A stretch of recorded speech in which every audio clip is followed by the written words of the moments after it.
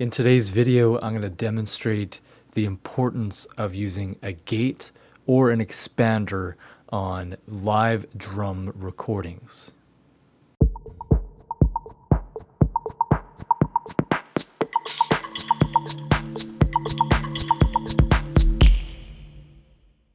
So I'm using this song as a demonstration, and we're going to listen with the expansion that I've done on the drum tracks, and then we're going to take that off and see what it would sound like without that processing.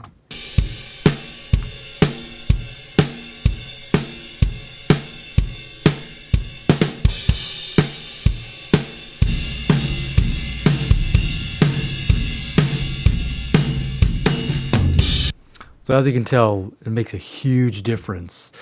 There's so much like low-end rumbly nonsense that's coming from mostly the toms, but also some of the kick and snare mics and stuff.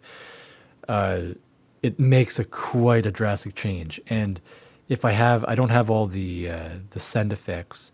So if we have like reverb and all that type of stuff processed on the drums, then all that low-end nonsense is going to go to the reverb too. So let's have a listen with the sound effects.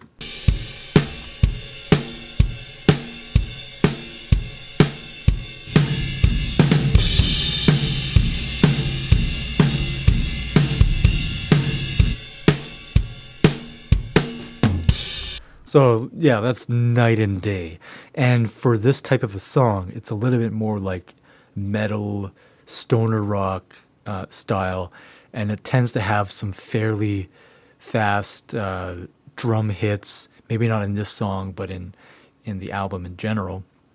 And that type of music, having that low end rumbly nonsense, is just going to cloud the entire mix to unreasonable amounts. So that's why it's super important to either do this in the recording process. You can have hardware gates that do this, or do it in the mixing session and get that stuff out before you even start mixing with EQ and compression and effects and stuff.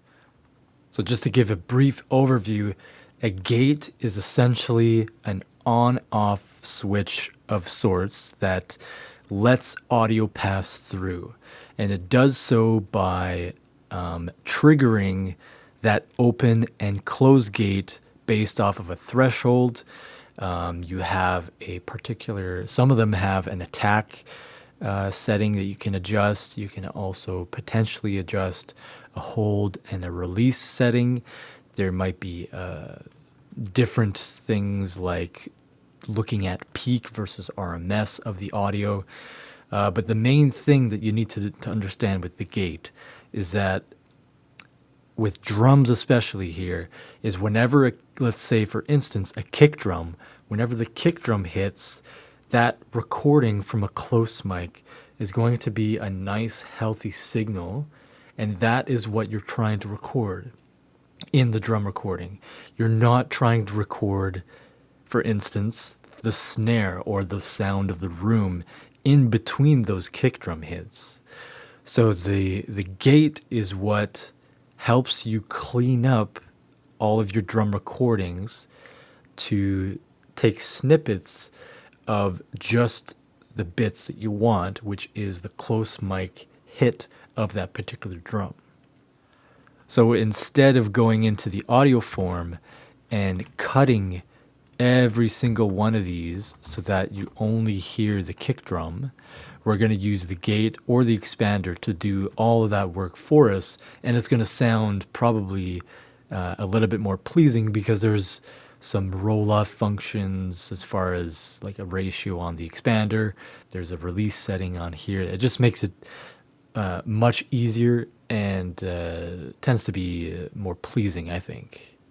Now the expander is basically the same thing as a gate, except you have a sort of roll-off or knee feature, much like a compressor.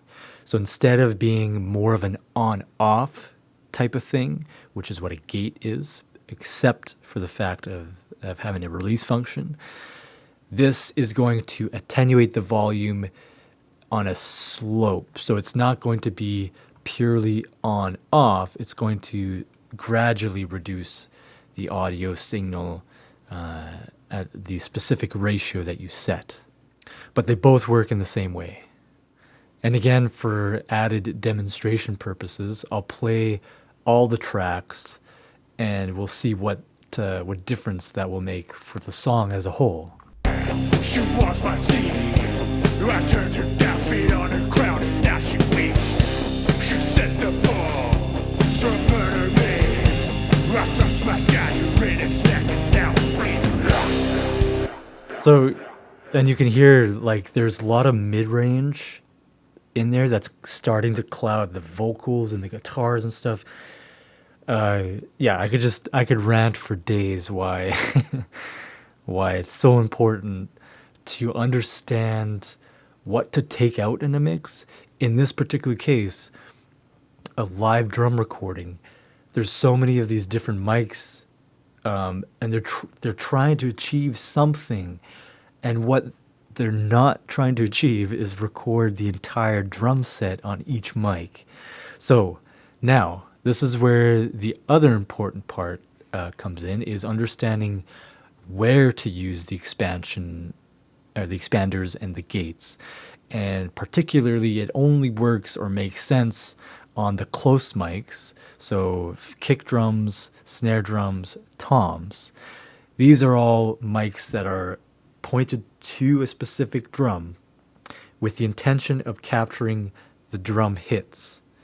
And all along the recording, they're going to pick up a bunch of extra stuff. They're just basically recording everything that's in front of them, and they capture the room sound and everything, stuff that you don't need. So you can gate it or expand it and cut that stuff out and just snip the drum hits that you're looking for. So that we understand. The overheads, however, the point of the overheads is to get all of the drums and to record the room sound and the cymbals and the toms and the kicks and everything. So you do not want to use an expander or a gate on the overheads unless you're going for something specific. Maybe you wanted some kind of effect where it expands down when you have really quiet parts and it gets rid of some of the tail end of the reverb or something. Potentially you could do that, but in general, that's not where you need it. In this case, I've recorded a mic on the hats and a mic on the ride, and let's just have a look at the audio form.